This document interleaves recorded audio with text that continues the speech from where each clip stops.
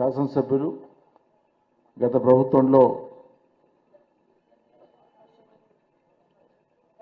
సహచర మంత్రివర్యులు శ్రీ ప్రశాంత్ రెడ్డి గారి సూచన మేరకు రసమయ్య బాలకిషన్ గారు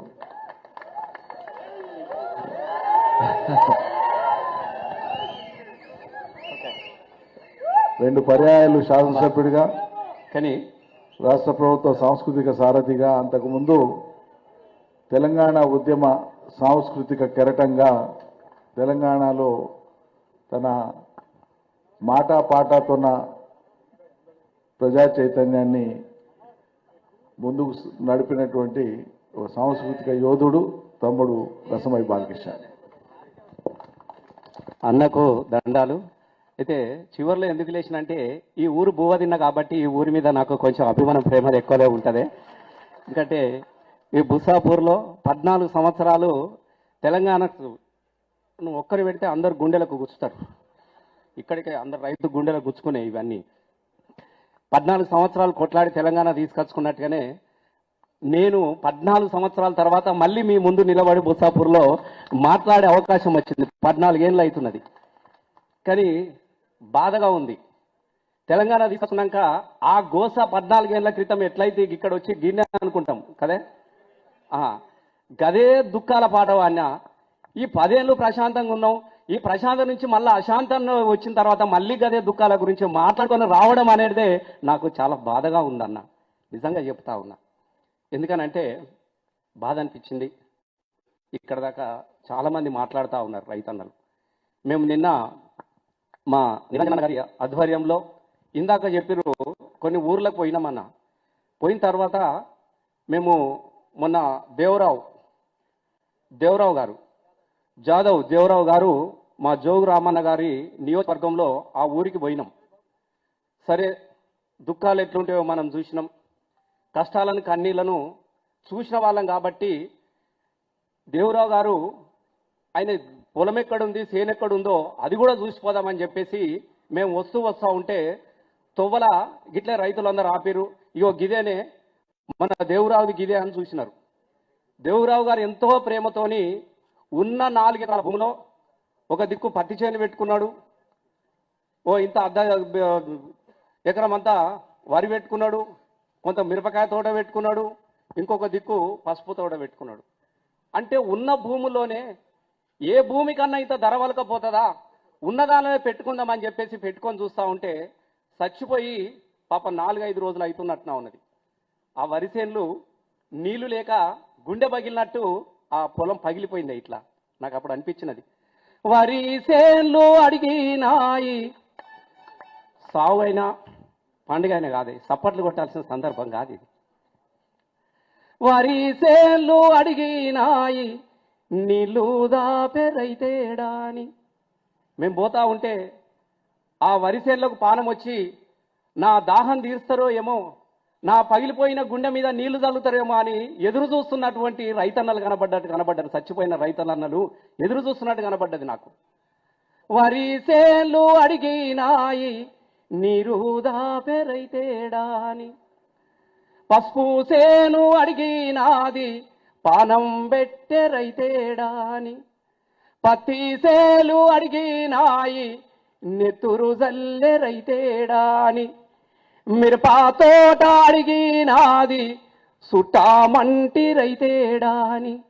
అవి ఎక్కి ఎక్కి ఏడుస్తున్నావో ఈ కాంగిరేసు పాలన చూసి, అవి కుమిలి కుమిలి ఏడుతున్నాయో రేవంత్ రెడ్డి పాలన చూసి.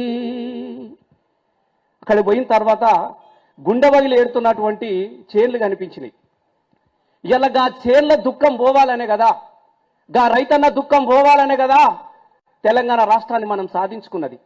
ఇదే బొస్సాపూర్లో నిలబడి మొట్టమొదటిసారిగా నేను మైకు పట్టుకొని పాడినటువంటి పాట నాకు యాదకొస్తా ఉన్నది. కుమరివాముల తుమ్మలు మొలిసెను, కమరి కొలిమిల దుమ్ము వారెను, సాలెల మగ్గం సరుకులిరిగినది, పెదాబాడి సామొద్దు వారినది, చేతి వృత్తుల చేతులిరిగినాయో నా పల్లెల్లోనా, పల్లె కన్నీరు వెడుతుందో కనిపించని కుట్రల. ఈ పల్లెల్లో దుఃఖం ఎందుకు వచ్చింది? ఈ పల్లెల్లో రైతన్నల ఆత్మహత్యలు ఎందుకు జరుగుతున్నాయన్నటువంటి ఉద్దేశంతోనే ఎద్దు ఏడ్చిన చోట వ్యవసాయం నిలవదు, రైతు ఏడ్చిన చోట రాజ్యం నిలవదు, రైతు రాజ్యం రావాలంటే తెలంగాణ రాజ్యం రావాలని ఈ గులాబీ జెండా బట్టి ఈ రైతన్న కండవ వేసుకొని గుండె బలాన్నిచ్చినటువంటి ఇందూరు జిల్లా సాక్షిగా ఇదే బస్సాపూర్లో నేను పాడినటువంటి సందర్భం గుర్తొస్తా ఉన్నది నాకు. ఈ ఇందూరు జిల్లా నుంచి ఇందాక ప్రశాంత్ అన్న చెబుతా ఉంటే ఈ రైతన్నలు గుండె పగిలిన గుండె లోతు నుంచి మాటలు వస్తా ఉంటే అసలు తెలంగాణ ఎక్కడ పోతుంది, మళ్ళీ ఏడికి వస్తుందని అనిపించింది. గిదే రైతన్నలు, నేను 100% చెప్తా ఉన్నా, రైతుల మీద ప్రపంచ చరిత్రలో మీరు గుర్తుపెట్టుకోండి దయచేసి, రైతులో దేవుణ్ణి చూసిన ఏకైక వ్యక్తి కేసీఆర్ గారే. ఇది నేను 100% చెప్పుకుంటా ఉంటా. ఎందుకనంటే ఇయ్యల్లా మీరందరూ గుర్తుపెట్టుకోవాలి, ఎవరి కోసం ఈ తెలంగాణ రాష్ట్రం మొదలైంది, ఏ పోరాటం సాక్షిగా ఈ తెలంగాణ రాష్ట్రం కావాలని చెప్పేసి యుద్ధం మొదలైనటువంటి సందర్భానికి ఈ రైతే కదా వెన్నుముకగా నిలబడ్డాడు. గిదే బషీర్బాగులో ఇలా ఎవరైతే పరిపాలిస్తున్నారో రేవంత్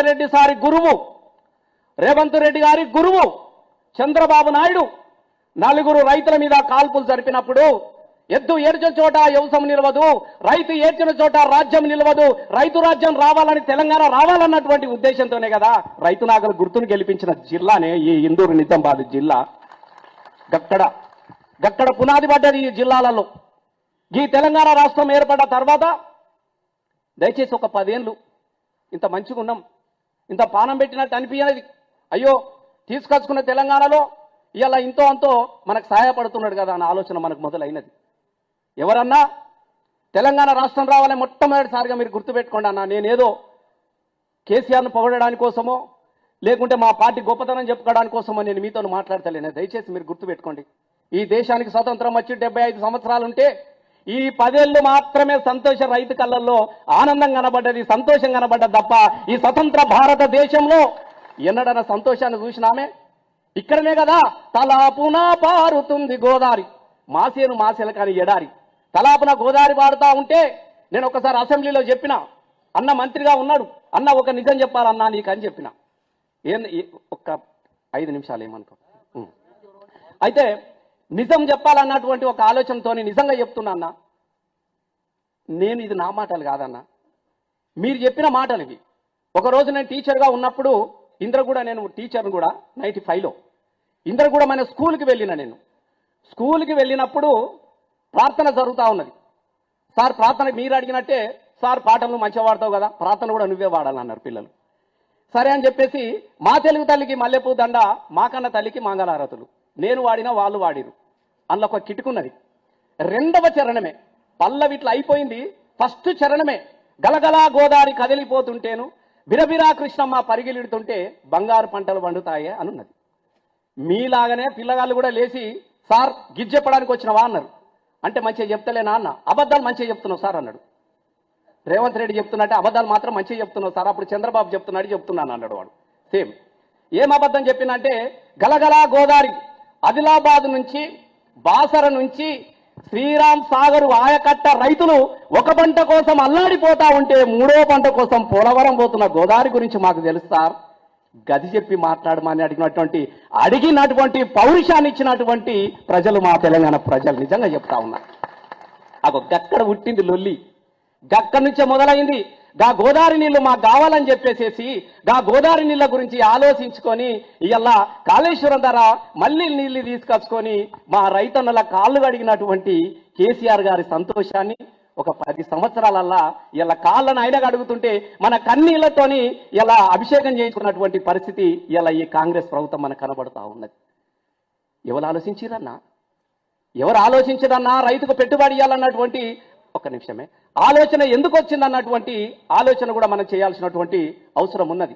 నేను ఈ ప్రస్తావన మీకు ఎందుకు నేను గుర్తు చేస్తున్నాను అంటే దయచేసి ఒక 2 విషయాలు నేను గుర్తు చేస్తూ ఉంటా. రైతును దేవుళ్ళ చూసుకున్నటువంటి కేసీఆర్ గారి, ఏ రైతులైతే కేసీఆర్ గారిని రైతుల్లో దేవుని చూస్తే కేసీఆర్ గారిలో రైతులను దేవుని చూస్తా ఉన్నారు. కాబట్టి ఈ రైతులకి సంతోషం లేకుండా చేయాలన్నటువంటి ఒక కుట్రపూరితమైనటువంటి కుళ్ళుతోని ఇవాళ పగబట్టినట్టు చేస్తా ఉన్నాడు. నువ్వే కదా అన్నది, నువ్వే కదా అన్నది. గిట్ల పోయి గట్ల తీసుకొచ్చుకోమన్నాడా? చెప్పింది నువ్వే కదా. అయినా పర్వాలేదని మనం ఆగినాం.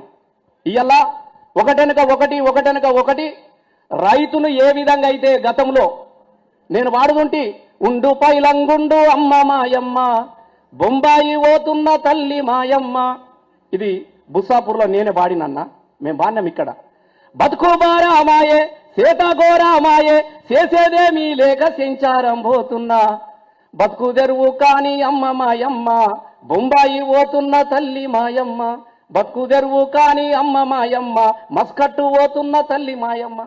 మళ్ళా వాడుకుందామా మనం? మళ్ళా గిసొంటి పాటలు వాడుకోవడానికే మనం తెలంగాణ రాష్ట్రాన్ని మనం తీసుకొచ్చుకున్నామా? ఎస్, గదే జరగాలని కోరుకుంటా ఉన్నాడు ఈ రేవంత్ రెడ్డి సార్. ఎందుకంటే ఈనాడు జై తెలంగాణ అన్నాడు అన్నోడు కాదు, జై తెలంగాణ అన్నోడి మీద తుపాకీ పట్టి చంద్రబాబు నాయుడు తీసుకొచ్చినటువంటి వ్యక్తి ఇవాళ తెలంగాణ రాష్ట్రానికి ముఖ్యమంత్రి అయితే రైతుల మీద ప్రేమలుంటాయా అన్న? ఉంటాయా?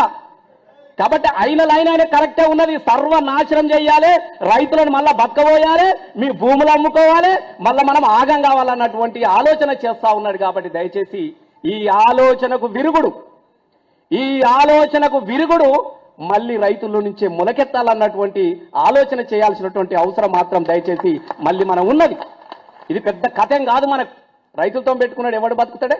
బత్తాడే రైతు వేళ్ళు 5 వేళ్ళు బురదలోకి దిగితే ఆ 5 వేళ్ళు మన నోట్లోకి వస్తే రైతు దేవుడు. దయచేసి నేను చెప్తా ఉన్నా, రైతుకు అందుకే కదా రైతు వెంట కళ్ళలు వెంట కన్నీళ్ళు వచ్చినటువంటి ఏ దేశం బాగుపడలే, ఏ రాష్ట్రం బాగుపడలే. దయచేసి అందుకే కదా ఏడాది లోపల మామూలుగా ఉన్నదా?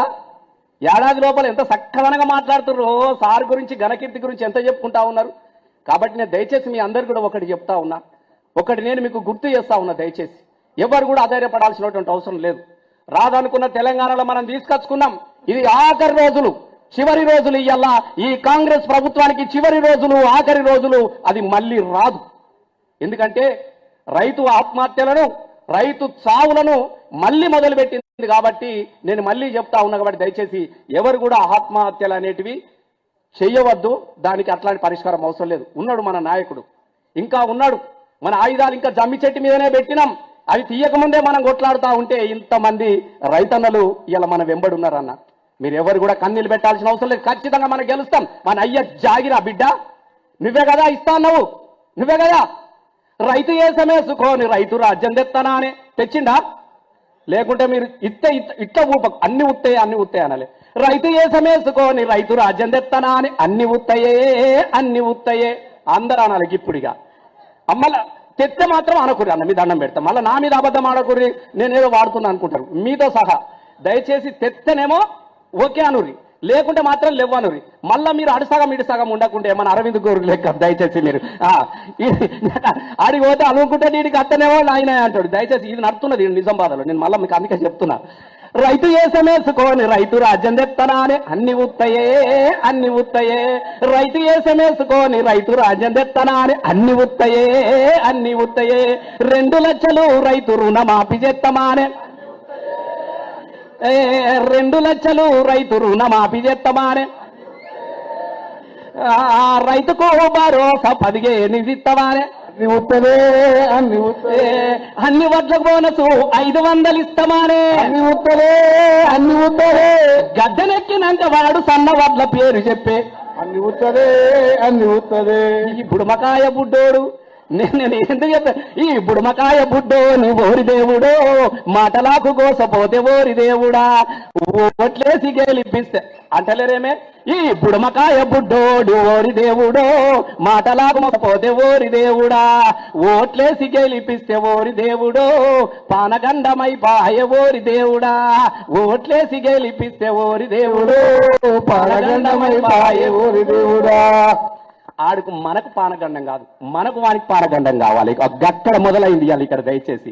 కాబట్టి వాస్తవంగా ఇవాళ ఈ అధ్యయనం అనేది మీకు తెలియ కాదు, మేము తెలుసుకోవాల్సింది కాదు.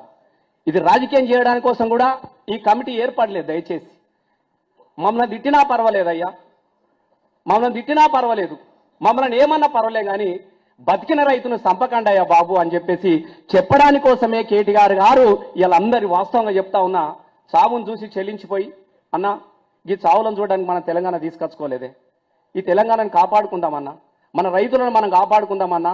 మా నిరంజన్ అన్న ఆయన స్వయంగా వ్యవసాయం చేసి కుటుంబం నుంచి వచ్చినాడు, చాలా పెద్ద వ్యవసాయం చేసుకుంటాడు కూడా, వ్యవసాయ శాఖ మంత్రిగా కూడా ఉన్నాడు కూడా.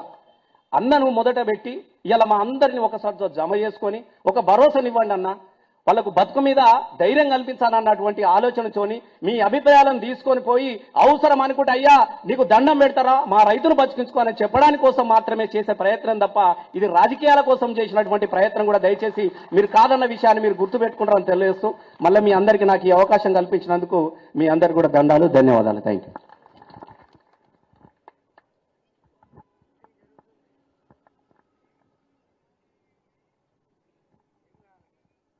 రసమై బాలకిషన్ గారిని బుస్సాపూర్ కాదు తెలంగాణ గ్రామాలన్నీ ఇక స్వాగతం పలుకుతాయి, సిద్ధంగా ఉండుతాం. మీ రైతుల లడాయికి బుస్సాపూర్, ఇక నుంచి బుస్సాపూర్ తెలంగాణ రాష్ట్ర రైతాంగానికి గుస్సాపూర్ తయారవుతుంది, గుస్సాపూర్లను తయారు చేస్తుంది, గ్రామ గ్రామం గుస్సాపూర్ అవుతుంది. ఆగ్రహాన్ని వెలిపుచ్చేటువంటి ఒక వేదిక ఇది. ఇక్కడి నుంచి ప్రారంభంగా రైతుల మనోభావాలను చూస్తూ ఉంటే, వాళ్ళ మాటలను వింటూ ఉంటే అర్థమవుతా ఉంది. గౌరవనీయులు, మీ అభిమాన నాయకులు, ఈ ప్రాంత శాసనసభ్యులు, గత ప్రభుత్వంలో మేమంతా మంత్రివర్గ సహచరులం. అన్నింటికి మించి నాకు అత్యంత ఆత్మీయులైనటువంటి దివంగత అన్న సురేందర్ రెడ్డి గారి తనయుడు.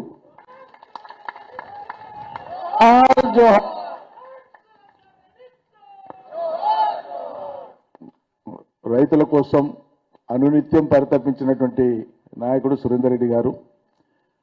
ఆయన అభిలషించిన, ఆకాంక్షించినటువంటి చాలా పనులను తన తనయుడు శాసనసభ్యుడై, మంత్రి అయి ఈ ప్రాంతంతో పాటు, ఉమ్మడి జిల్లాతో పాటు రాష్ట్రానికి కూడా సేవలు అందించేటువంటి ఒక గొప్ప భాగ్యం ఆయన ఆశీర్వాదం వల్ల కలిగిందని చెప్పి నేను నమ్ముతున్నా బలంగా.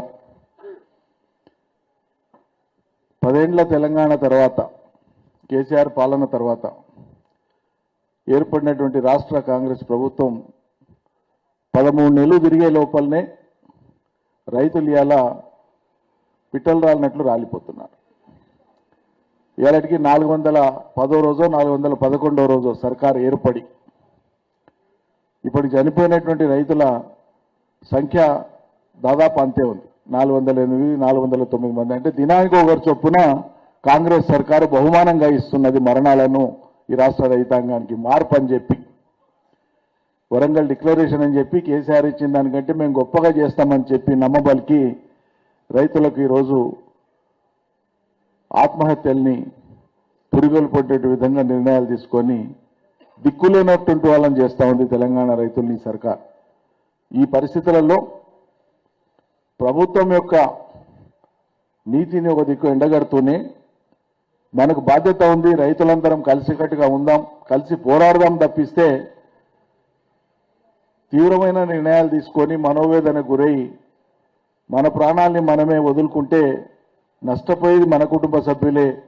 తొందరపడకండి, ఆవేశపడకండి, కలిసి పోరాడదాం, ధైర్యంగా ఉందాం అనేటువంటి మాట చెప్పడం కోసం ఇలా టీఆర్ఎస్ పార్టీ తరఫున ఒక అధ్యయన బృందంగా ఏర్పడి, దానికి తోడు ఇప్పుడే కాదు భవిష్యత్తులో కూడా రైతులకి ఈ దుస్థితి రాకుండా ఉండాలంటే వ్యవసాయ రంగంలో ఏ రకమైనటువంటి విధానాలు ఉండాలి, చర్యలు ఉండాలి, ఎట్లయితే రైతులు ఇటువంటి బలవన్మరణాలకు పాల్పడని పరిస్థితులు ఉంటాయో అధ్యయనం చేసి ఇప్పుడు రాష్ట్రంలో ప్రభుత్వం ఓ కమిషన్ వేసింది, రైతు కమిషన్ అని. అంటే రైతులు బాగుండాలి, సేద్యం బాగుండాలని కోరుకుంటున్నాం, దానికి ఓ కమిషన్ వేస్తున్నాం. ఈ కమిషన్ అధ్యయనం చేసి సిఫార్సు చేస్తే మేము దాన్ని అమలు చేస్తామని చెప్పి ప్రభుత్వం నమ్మబలుకుతా ఉంది.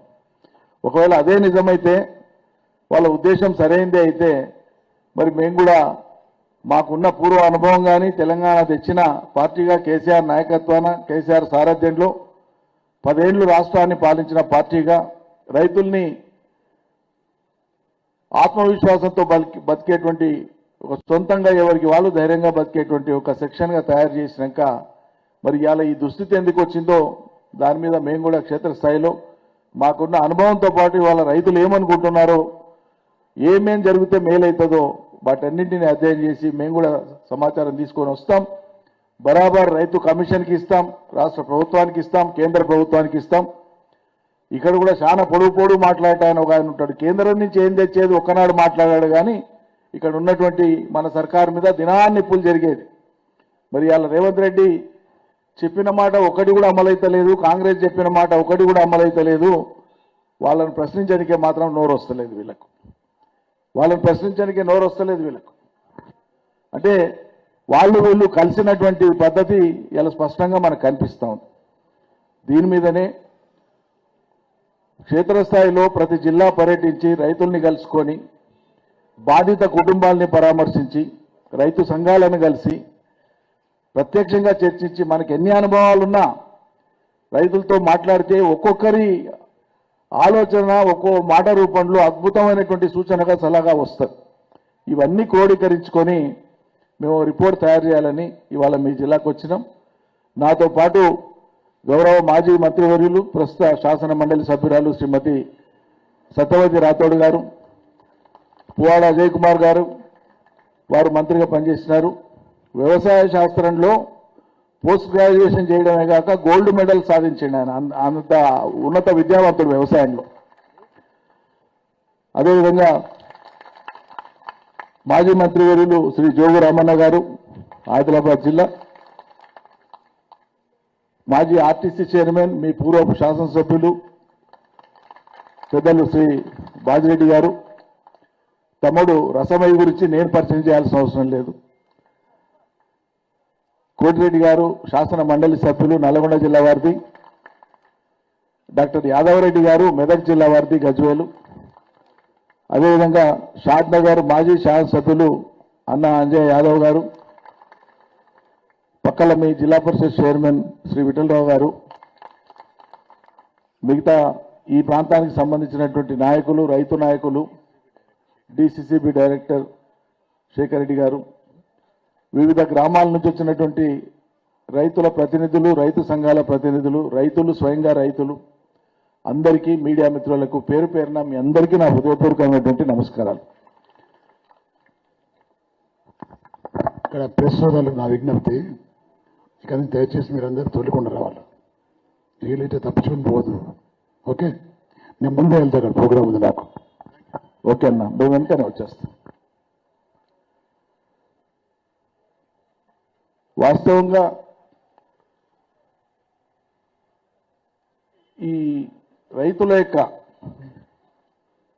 ప్రత్యేకించి బాధిత కుటుంబాలు ఎక్కడైతే ఆత్మహత్య చేసుకున్నారో ప్రతి కుటుంబం దగ్గరికి నేరుగా మేము అధ్యయన కమిటీగా మేము పోవడం సాధ్యం కాకపోయినా ప్రతి జిల్లాలో కొన్ని బాధిత కుటుంబాలను పరామర్శిస్తూనే ఆయా జిల్లాల్లో ఉండేటువంటి నాయకత్వం, అక్కడ ఉండే రైతు నాయకులు, అక్కడ ఉండే శాసనసభ్యులు, మాజీ శాసనసభ్యులు మనోళ్ళు పోయి వాళ్ళను కలిసి ధైర్యం చెప్పేటువంటి పని రాష్ట్ర వ్యాప్తంగా చేయాలని మేము కార్యాచరణ తీసుకున్నాం.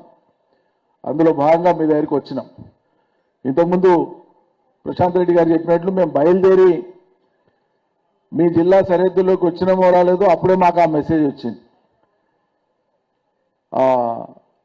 గుడిహత్నూరు, బజారాత్నూరు మండలానికి సంబంధించినటువంటి రైతు నర్సాయి అనేటువంటి రైతు చెట్టు కూరేసుకొని ఆత్మహత్య చేసుకున్నాడు. ఇది ఆగాలని కోరడానికే మనం పర్యటనలు చేస్తున్నాం. దురదృష్టకరం, బాధాకరం. రైతులకు మనోనిబ్బరం పెరగాలి, ఆత్మవిశ్వాసం పెంచాలి. అది ఎవరు చేయాలి? రైతులు మనోనిబ్బరం కోల్పోకుండా, విశ్వాసం కోల్పోకుండా ధైర్యంగా ఉండే పని ఎవరు చేయాలి? సర్కార్లో ఉన్నోళ్ళు చేయాలి. ఎప్పుడైనా సరే, అయ్యా మేము ఉన్నాం, మీరు అధైర్యపడకండి, మేము చేస్తామని నమ్మకం కల్పించాలి. ఎక్కడైనా ఆపద వస్తే ఇది ఎట్లా జరిగింది, ఏం జరిగిందో, ఇటువంటిది మళ్ళా జరగకుండా మేము చూసుకుంటాము, ఇది మా భరోసా, గట్టిగా ఉండండి అని చెప్పాలి. అట్లా భరోసా ఇయ్యని కారణంగానే ఈ సర్కారు భరోసా ఇవ్వలేకపోతుంది. కాబట్టే ఇలా రైతులు బలహీనమైన క్షణంలో ఆవేశానికి గురై తనువు చాలిస్తున్నారు. మనకు మామూలుగా తెలుసు, వండిన అన్నం ఆ భవనంలో ఉంది, తయారు ఉన్నట్టు గంట లేట్ అయినా పోయి తింటాం రా అనేటువంటి నమ్మకం ఉంటుంది మనిషికి. కానీ ఇలా ఈ సర్కారు ఇస్తానది చేస్తానది ఏది చేయకపోయేటప్పటికీ తీవ్రమైనటువంటి మనోవేదనకు గురవుతున్నారు రైతులు.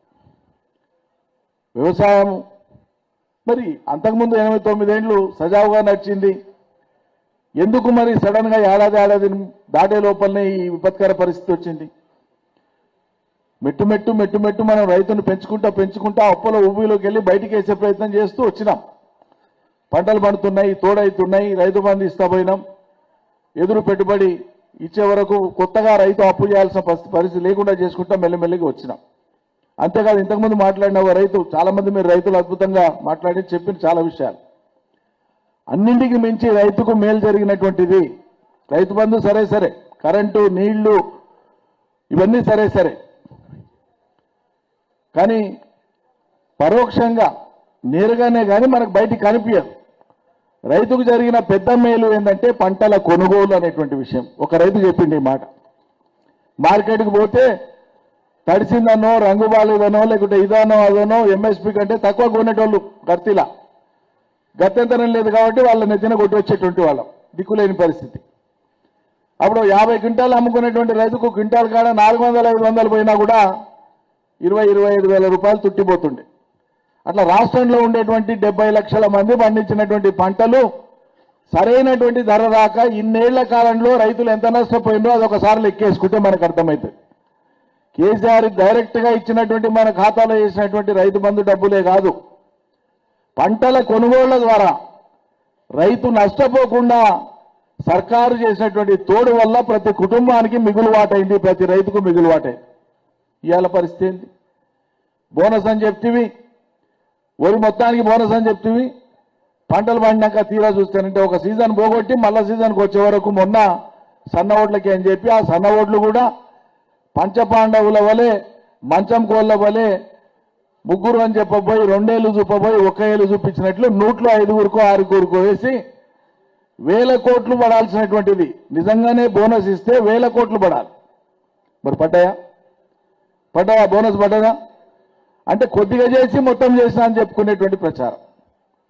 కాబట్టి రైతాంగానికి కేసీఆర్ సర్కారులో మనం పంటల కొనుగోలును మనం పగడ్బందీగా చేసే వరకు ప్రైవేట్ మార్కెట్ కూడా దిగి వస్తుంది.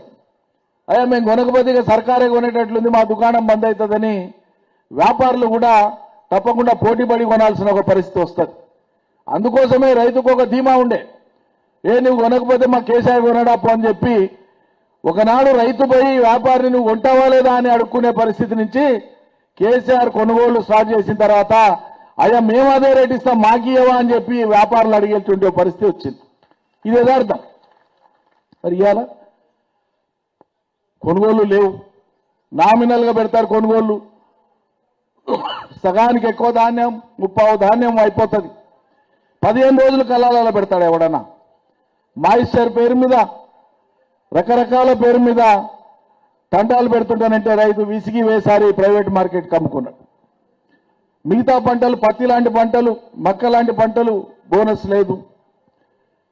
పత్తి లాంటి పంట 7,521 రూపాయల మద్దతు ధర, కానీ రాష్ట్రంలో ఎక్కడ 7,521 రూపాయలు రైతాంగానికి రాలే. కానీ అదే మన కాలంలో మార్కెటింగ్ శాఖ కూడా నేనే చూస్తున్నా, ఎంఎస్పీ కంటే తక్కువగా ఎక్కడ కూడా పత్తి రైతు అమ్ముకోకుండా ఖచ్చితంగా ఎంఎస్పీ పైననే 8,000 9,000 కూడా 6,500 6,000 ఉన్ననాడు కూడా 7,000 8,000 పత్తి అమ్మింది. అంటే ఎంఎస్పీ కంటే అదనంగా అమ్మిపించినాం మన ఖాయంలా. ఇలా ఎంఎస్పీ కంటే 2,000 2,500 తక్కువ అమ్ముతుంది. ఇది రైతుకు ఉండేటువంటి ఒక విశ్వాసాన్ని, నమ్మకాన్ని దెబ్బతీస్తుంది. అది నేను చెప్పొచ్చేటువంటి. చాలా మంది రైతులు నిన్న మాట్లాడుతూ రైతుతో మాట్లాడినా, ఏమీ దిగాలు, ఎందుకు ఈ పరిశాని, ఏం చేస్తాం సార్, ఆశపడ్డాం, కౌలు రైతు కూడా ఇస్తారనే వరకు మా దగ్గర ఆదిలాబాద్ సాత్నాల మండలం అనుకుంటా, సాత్నాల మండలం బ్రహ్మాండంగా సారవంతమైనటువంటి నల్లరేగడి భూములు, సాతాల నీళ్ళు వస్తాయి. రామన్న గారు అక్కడ ప్రత్యేక శ్రద్ధ పెట్టి రైతుల కోసం పనిచేస్తారు. 2 సీజన్లు నీళ్లు వస్తాయి.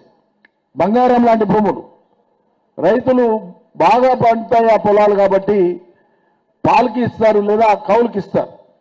కౌలు రేటు ఎంత తెలిసినా 30 నుంచి 40 వేలు ఎకరా ఉందాడు ఆ మండలంలో కొన్ని గ్రామాలలో. ఆ రైతు ఏం చేసాడు, ఈశ్వర్ అనుకుంటా ఆయన పేరు, ఈశ్వర్ అనేటువంటి రైతు 9 ఎకరాలు లీజుకు తీసుకున్నాడు. కొంత మిర్చి వేసిండు, మిగతా జొన్న వేసిండు, అంతకుముందు సోయా వేసిండు. ఈసారి మిర్చి దెబ్బతిన్నది. కేసీఆర్ ఉన్నప్పుడు మిర్చి పెడితే నాకు క్వింటాల్కు 28,000 వచ్చింది సార్ రేటు, ఈసారి 12,000 కూడా రాలేదన్నాడు, ధర లేదన్నాడు. పోయింది, పంట పోయింది అన్నాడు. సరే, అదొక అంశం. మరి ఎందుకు దిగాలు అంటారంటే, ఏం చేస్తాం సార్, ఇగో మేము పెట్టనైతే పెట్టినాం, మరి ఇంత కవులు ఎందుకు పెట్టుకున్నాం అని కూడా అడిగినా నేను. ఎట్లా మిగులు వాటవుతుందంటే, ఒక పంట పెట్టుబడికి ఖర్చులకు పోయినా ఒక పంట మిగులుతుంది సార్, అందుకోసమే నేను కవులు తీసుకున్నా. దానికి తోడు సర్కారు చెప్పింది కదా సార్, కౌలు రైతు కూడా 15,000 ఎకరాకి ఇస్తా అని చెప్పినారు కదా సార్, 15,000 అది వస్తే నాకు తోడవుతుంది అని చెప్పి ఆశపడి తీసుకున్నా. అంటే ప్రతి వర్గం రైతులు, కూలీళ్ళు, వ్యవసాయ కూలీళ్ళు మాకు 12,000 వస్తుందని నమ్మాను, ఆటో వాళ్ళు మాకు డబ్బులు వస్తాయని నమ్మాను, రైతులు 10,000 కేసీఆర్ ఇచ్చింది అయితే ఎక్కడ పోదు కదా, అందరి నమ్మకం. ఉన్నదే ఒకటి తీయడు కదా, కొత్తది ఎక్కువ ఇస్తానన్నాడు కదా అని ఆశపడ్డారు. ఆ ఆశను ఇలా అడియాసలు చేసింది కాంగ్రెస్. ఉన్నది ఇయ్యలే, కేసీఆర్ ఇచ్చేది ఇయ్యలే, అదనంగా ఇస్తా అన్నది ఇయ్యలే. ఇక్కడ ఇటువంటి విషయాలు వరుసగా జరిగే వరకు రాష్ట్రంలో రైతులు విశ్వాసం కోల్పోతున్నారు, నమ్మకం కోల్పోతున్నారు. వాళ్ళు ఉల్టా ఏం మాట్లాడతారు, అవన్నీ పాతవే, దానికోసమే వాళ్ళు చేసుకుంటున్నారు. మరి అప్పుడు ఎందుకో చేసుకోలే. వరుసగా తెలంగాణ రాష్ట్రంలో మరణాలు ఎందుకో తగ్గినాయి, పార్లమెంటులో మరి ఎందుకో కేంద్ర ప్రభుత్వమే ప్రకటించింది కదా, భారతదేశంలో రైతుల ఆత్మహత్యలు పూర్తిగా తగ్గినటువంటి ఏకైక రాష్ట్రం తెలంగాణ అని పార్లమెంట్లో మోడీ సర్కార్ ఎందుకు ప్రకటించింది? మరి ఇప్పుడెందుకు ఇవి పెరిగినాయి? కాబట్టి విశ్వాసం అనేది, నమ్మకం అనేది, భరోసా అనేది ఈ సర్కారు మీద పోయింది. కాబట్టే రైతులు అయ్యో మమ్మల్ని పట్టించుకుంటూ మాకు దిక్కు లేదనేటువంటి ఒక అనాథ భావన రైతాంగంలో వచ్చింది. ఈ పరిస్థితులలో కొన్ని ఘటనలు జరుగుతున్నాయి అక్కడక్కడ చెదురుమదురు, అవి జరగొద్దు. ఈ పరిస్థితులకు వ్యతిరేకంగా మనం ఎదురొడ్డి నిలబడాలి, ఐక్యంగా ఉండాలి, ముందరికి పోవాలి. మిమ్మల్ని చూసినాక నాకు ధైర్యం వచ్చింది. నేనే ధైర్యం చెప్దామని వచ్చినా కానీ బుస్సాపూర్ రైతులను చూసినాక నా ధైర్యం పెరిగింది, మీరే ధైర్యం ఇచ్చినారు. ఈ శాసనసభ నియోజకవర్గం ధైర్యాన్ని ఇచ్చింది. రైతులు మాట్లాడిన తీరు చూస్తే నాకు ఆశ్చర్యం అనిపిస్తాం, ఎంత అవగాహనతోనా. కాకపోతే నాకు ఒకటి, ఇంత అవగాహన ఉన్న రైతులు ఎట్లా చేజార్చుకుంటారు కేసీఆర్ సర్కారు? సరే, ప్రశాంత్ మీకు అవగాహన ఉంది కాబట్టి మా ప్రశాంత్ గెలిపించారు, ధన్యవాదాలు, మీకు చేతులెత్తి మొక్కుతున్నా. కానీ మిగతా వాళ్ళు ఇంత అవగాహన ఉండి ఎట్లా పొరపాటు జరిగాయి? ఆశపడడానికేనైనా హద్దు ఉండాలి కదా. నేను ఇట్లే మాట్లాడుతూ వ్యవసాయ పొలంలో మాట్లాడుతుంటే ఆ లేడీస్ ఉండే అక్కడ కొంతమంది ఆడవాళ్ళు కైకి దండం పెట్టి, ఏమ్మా బాగున్నారంటే బాగున్నా, మీ అమ్మ ఉందా అంటే ఉంది, 4,000 వస్తుందంటే లేదు, అత్త ఉందా అంటే ఉంది, 4,000 వస్తుందంటే లేదు, మీకు 2,500 వస్తుందంటే లేదు, భూమి ఉందంటే ఉంది, రైతు బంధు వచ్చిందంటే రాలేదు. మరి తులం బంగారు ఇవన్నీ సరే ఇక అవన్నీ మరి ఎట్లా నమ్మితిరమ్మా? ఏం చూసి నమ్మితిరి? ఎట్లా నమ్మితిరంటే, ఏమో సార్ పొరపాటు అయిపోయాయి, ఆశపడితే పొరపాటు అయిపోయాయి. నేను అన్నా, ఆమెను పిల్లలు ఉన్నారు, ఆయనకు చిన్నపిల్లలు ఉన్నారు. పిల్లగాడు చిన్నపిల్లాడు అడ్డం పెట్టి ఏడుస్తుంటే తల్లి చాక్లెట్ తీసుకో నాన్న, చాక్లెట్ తీసుకో, తిను, జర ఉండని ఏదో సంజాయించే ప్రయత్నం చేస్తాడు. నమ్ముతాడు. చాక్లెట్ ఇచ్చే బదులు నేను కారు ఇస్తాను నీకంటే నమ్ముతాడా పిల్లగాడు? నమ్ముతాడా? మరి ఎట్లా నమ్మితిరమ్మా? సాధ్యం కానివి చెప్తే మీరు ఎట్లా నమ్మితిరి? ఇవన్నీ ఇయనికి అవుతుందా అసలు? కేసీఆర్ ఇంత తిప్పలబడి ఇంత కష్టపడి చేసుకొచ్చిండు కదా, మరి ఇప్పుడు ఎట్లయితుందని కొంచెరన్నా ఆలోచన చేయాలని. పొరపాటే సారు, పొరపాటే. ఆ పొరపాటు యొక్క ఫలితం ఏంటంటే ఇవాళ మనం దుఃఖంతో, బాధతో చూడవలసినటువంటి రైతుల యొక్క ఆత్మహత్యల్ని చూస్తున్నాం, ఆటో డ్రైవర్ల యొక్క మరణాలను చూస్తున్నాం, ఆక్రందనలతో అల్లాడుతున్నటువంటి తెలంగాణ నిరుద్యోగ యువతను చూస్తున్నాం, వీధుల్లోకి వస్తున్నటువంటి వివిధ వర్గాల ప్రజలను చూస్తున్నాం. ఎవరు సంతోషంగా ఉన్నారు ఇలా? ఈ ఏడాది పాలనలో, ఏడాది గడిచిన పాలనలో రాష్ట్రంలో నిజంగా సంతోషంగా ప్రజలు ఉన్నారా? ప్రజల సంగతి దేవుడు ఎరువు, కొంచెంసేపు పక్కకు పెడదాం. అదే కాంగ్రెస్ పార్టీకి ఓటేసిన కార్యకర్తల నాయకులు పనిచేసినటువంటి వాళ్ళు సంతోషంగా ఉన్నారా? వాళ్ళనేమనదు, పాపం తప్పులేదు. వాళ్ళేదో వాళ్ళ మానాన వాళ్ళు కూడా నమ్మిండ్రు. ఆ నమ్మబట్టి పొరపాటు అయిపోయింది. ఈడ అసలు కాంగ్రెస్ ఎలా ఉందో నాకైతే తెలియదు రాష్ట్రంలో. ఇది కిరాయి కాంగ్రెస్ లాగా ఉంది.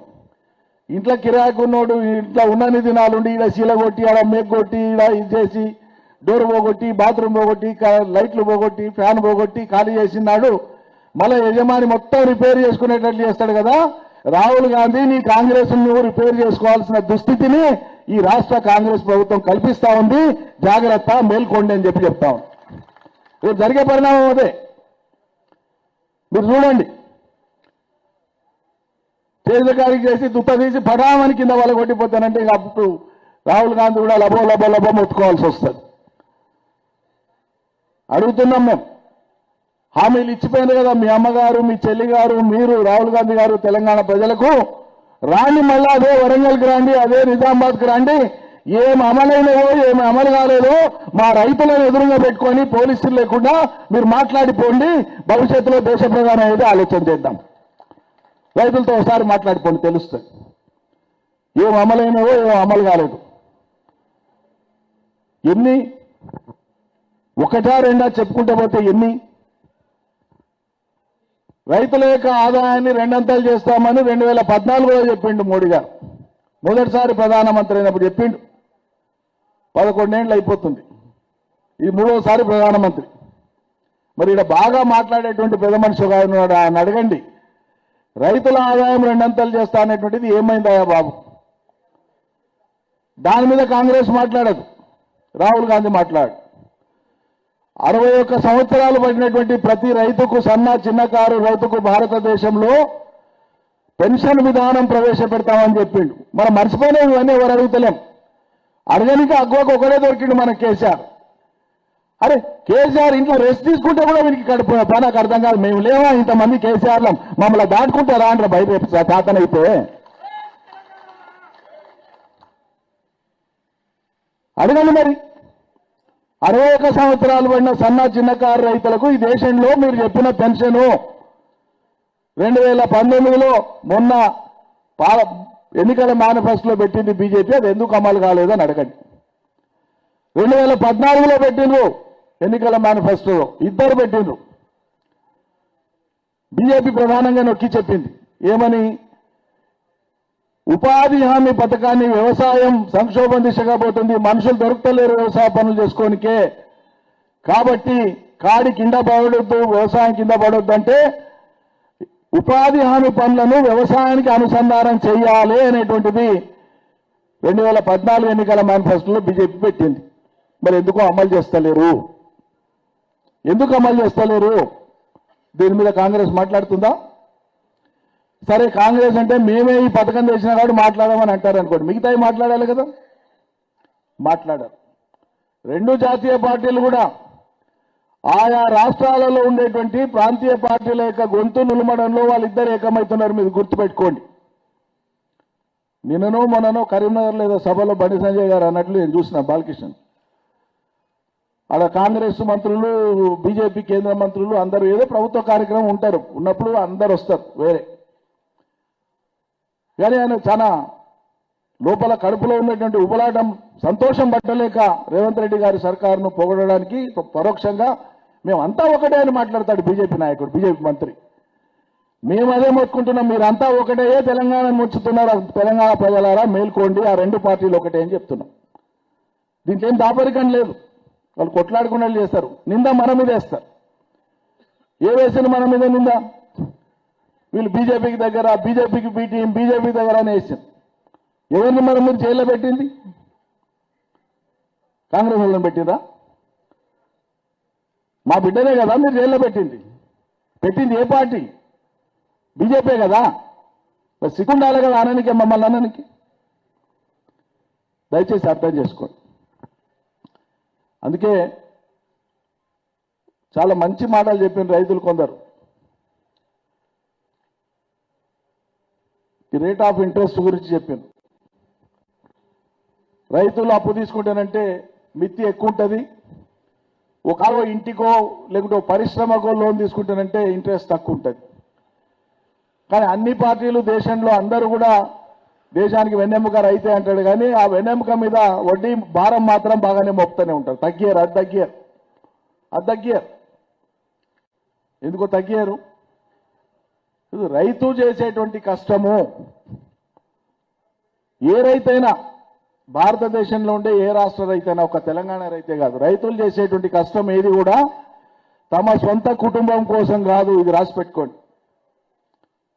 రైతు చేసేటువంటి కష్టము ఈ మొత్తం లోకాన్ని సాధనికే, అందరికీ బువ పెట్టడానికే, అన్నం పెట్టడానికే, సాకనికే చేస్తాడు రైతు కష్టం. అది గ్రహించినటువంటి తొలి నాయకుడు కేసీఆర్. అయ్యా రైతు పండిస్తే ఆయన పంట మొత్తం తన భార్య పిల్లలే తినరు, ఈ సమాజానికి ఈ మొత్తం లోకానికి ఉపయోగపడుతుంది. కాబట్టి రైతు పండిస్తే భూమి పడావు లేకుండా శిస్తు అయితే సంపద పెరుగుతుంది, అందరికీ చేతి నిండా పని వస్తుందని ఒక రైతు బంధు కాదు, వ్యవసాయానికి అనుబంధంగా ఉండేటువంటి అన్ని పనుల మీద ఆయన మనసు పెట్టి చేసిందే. ఈ ఒక్క వ్యవసాయ రంగం బాగుపడితే 2.5 కోట్ల మంది, 4 కోట్ల మందిలో 2.5 కోట్ల మంది ప్రజలకు ప్రత్యక్షంగా ఉపాధి వస్తుందని చెప్పి ఆయన ఆలోచన చేసి ఈ రాష్ట్ర రైతాంగానికి ఒక బాసరగా నిలబడ్డారు.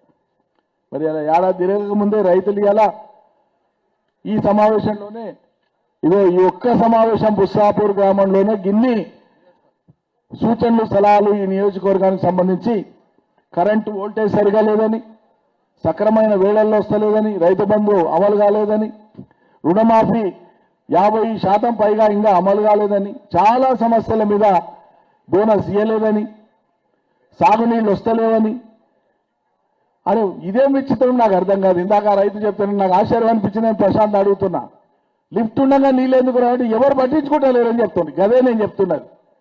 పట్టింపు లేదు ఈ రాష్ట్రంలో సర్కారుకి ఎవరికి కూడా.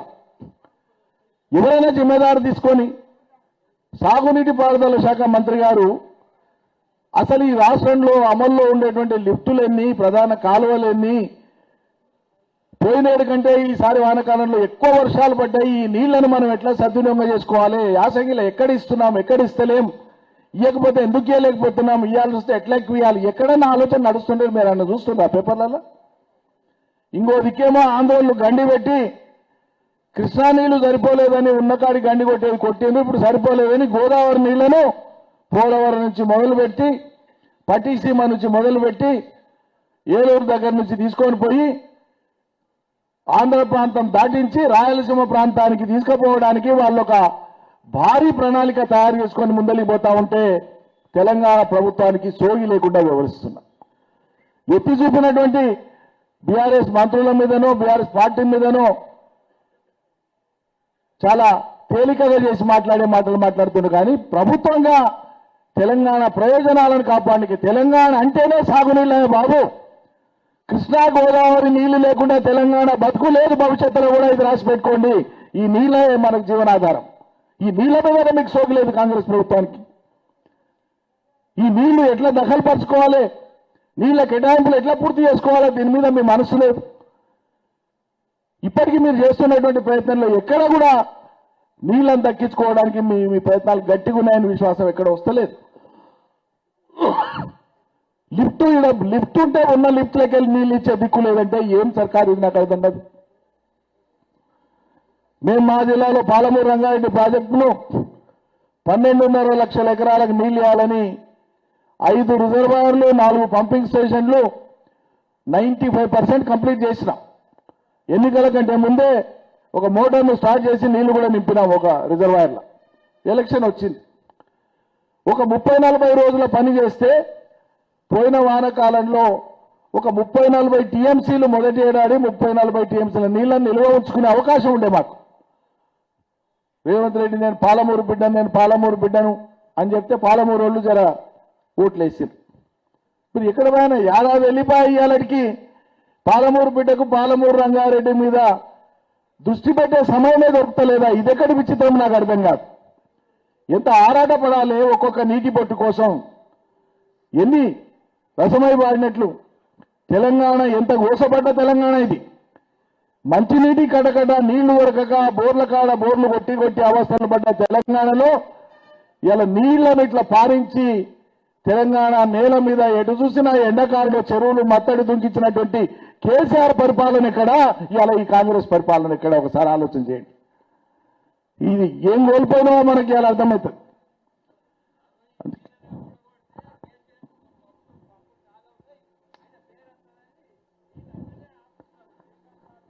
శ్రీరామ్ సాగర్ కూడా అట్లా ఆపుతుండ్రు. అది వాళ్ళకి ఎంత చాలా కుత్సితమైనటువంటి బుద్ధి.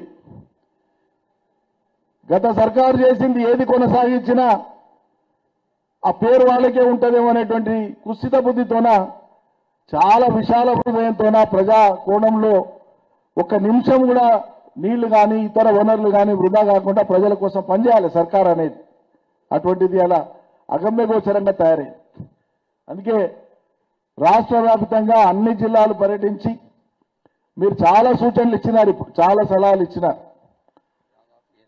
80 ఇచ్చినారు. ఇవన్నీ మేము మా నివేదికలో పొందపరుస్తాం, వాటన్నింటినీ చర్చిస్తాం. ఈ నివేదికలో ఇవన్నిటిని కూడా పొందపరుస్తాం. ఇవే కాదు, నువ్వు కాంగ్రెస్ పార్టీ కార్యకర్తలను కూడా కలుస్తాం. గ్రామాలకు పోయిన కాడ మాకేం కొట్లాటల్లో పీట్లాటల్లో వాళ్ళతో కూర్చుంటాం, చెప్తాం. గ్రామాలకు పోయి కూర్చొని రచ్చగట్ల కాడ కానీ నీకు కూడా కేసీఆర్ రైతు బంద్ చేసిండు, కేసీఆర్ రుణమాఫీ చేసిండు, కేసీఆర్ నీ పంటలు కూడా కొన్నాడు, నీ పొలానికి కరెంట్ ఇచ్చిండు, మీ ఇంట్లో కూడా పెన్షన్ ఇచ్చిండు. పార్టీ అని చూడలేదు కదా, మళ్ళీ ఇవాళ రేవంత్ రెడ్డి ఎందుకు చేస్తలేడు? నువ్వు రైతులు అయితే రైతులతో పాటు కదలేరా, పార్టీ పక్కకు పెట్టు. రైతులకు పార్టీలు లేవు, రైతులకు మతాలు లేవు, రైతులకు కులాలు లేవు, రైతులదంతా ఒకటే మతం, ఒకటే కులం, ఒకటే పార్టీ. అది ముందుకు కదం దొక్కాలి. అట్లయితేనే రైతాంగ ప్రయోజనాలు నెరవేరుతాయి. రైతులదంతా ఒకటే కులం, రైతులదంతా ఒకటే మతం. మన కులాలు లేవు, మతాలు లేవు. ఏ కులం రైతైనా కష్టపడాల్సిందే, సేద్యం చేయాల్సిందే, పంట పండాల్సిందే, దాని నుంచే లోకాన్ని బతికేయాల్సిందే. అందుకోసమే అన్నదాతల ఆక్రమణలు ఆగాలి. అన్నదాతలు తమ ఆగ్రహాన్ని ఒక ఉద్యమం రూపంలో ముందరికి తీసుకొని పోవాలి. మన డిమాండ్లు ప్రభుత్వం ఏం చెప్పిందో అది అమలు చేయండి అని చెప్పి వాళ్ళ మీద ఒత్తిడి తీసుకురావాలి. వీటితో పాటు భవిష్యత్తులో ఇంకా రైతులకు మేలు జరిగే ఉంటాయో రైతుల నుంచి వచ్చేటువంటి సూచనలు సలహాలను పరిగణలోకి తీసుకోవాలి. ఇంకా వ్యవసాయం మెరుగుపడడానికి ఏమేమి చేయాలో కొత్త ఆలోచనలు ఉంటే కూడా చేయాలి. కాలం మారే కొద్దీ అవసరాలు మారుతుంటాయి. ఇవాళ ఉన్నవే రేపు శాశ్వతం ఇవే కాదు, వీటికి అదనంగా ఇంకేమేం చేస్తే మేలవుతుందో వాటి మీద కూడా దృష్టి పెట్టేది ఉంటుంది. ఆ దిశగా రైతులను అడిగేద్దాం, సంఘటితంగా ఉందాం. రైతులందరూ కూడా ఒకటే అని చాటేటువంటి దానికి బుస్సాపూర్ వేదికగా మన ప్రయాణాన్ని కొనసాగిద్దామని చెప్పి రైతు సోదరులందరికీ కూడా మనవి చేస్తూ ఓ చక్కటి కార్యక్రమాన్ని రైతులతో ఈ యొక్క సంభాషించేటువంటి కార్యక్రమాన్ని ఏర్పాటు చేసి అచ్చంగా రైతులతోనే ఈ సమావేశాన్ని నిర్వహించడానికి కారణభూతులైనటువంటి గౌరవనీయులు శ్రీ ప్రశాంత్ రెడ్డి గారికి, మీ శాసనసభ్యులు, మీ నాయకులకి నా హృదయపూర్వకమైనటువంటి ధన్యవాదాలు మా కమిటీ తరఫున తెలియజేస్తూ, వచ్చి వివరాలు చెప్పి సమాచారం ఇచ్చి విజ్ఞప్తులు ఇచ్చి కాగితాలు ఇచ్చి మాట్లాడిన ఇందులో పాల్గొన్న ప్రతి రైతు కూడా నేను శిరస్సు వంచి ధన్యవాదాలు అర్పిస్తున్నాను. జై తెలంగాణ, జై తెలంగాణ, జై తెలంగాణ.